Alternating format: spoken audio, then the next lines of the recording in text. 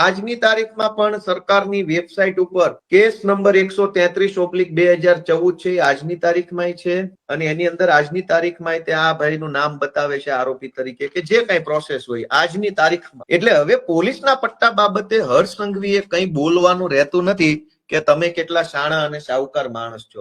બીજી વાત કે હર્ષ સંઘવીએ 2019માં એક કારસ્તાન કરેલું, એ કારસ્તાન પણ હું તમને બતાવું. આ કારસ્તાન છે, એમાં એવું લખ્યું છે કે BJP MLA Harsh Sanghavi threatens to thrash officials to new civil hospital. ત્યારે આ મહાસંસ્કારી વ્યક્તિ જે અત્યારે સંસ્કારના મોટા મોટા લેક્ચરો ફાડે છે માઇકમાં, એ માણસ સામાન્ય ધારાસભ્ય હતા સુરતથી, અને એ ધારાસભ્ય તરીકે સુરતની નવી સિવિલ હોસ્પિટલમાં ચક્કર મારવા ગયા હતા. એ દરમિયાન કોઈ એક સરકારી માણસ સાથે એને પૂછપરછ કરી અને સરકારી માણસે કંઈક જવાબ આપ્યો. એ જવાબની સામે હર્ષ સંઘવીએ સરકારી માણસોને એવું કીધું કે તું મારી સામે બહુ સ્માર્ટ બનતો નહીં, નહીંતર તારા ટાંટિયા તોડીને હાથમાં આપી દે. એવું અહીંયા લખેલું છે, આ પીળી લાઈન જે કરીએ વાંચો. Stop acting smart or I will ensure your knees are broken.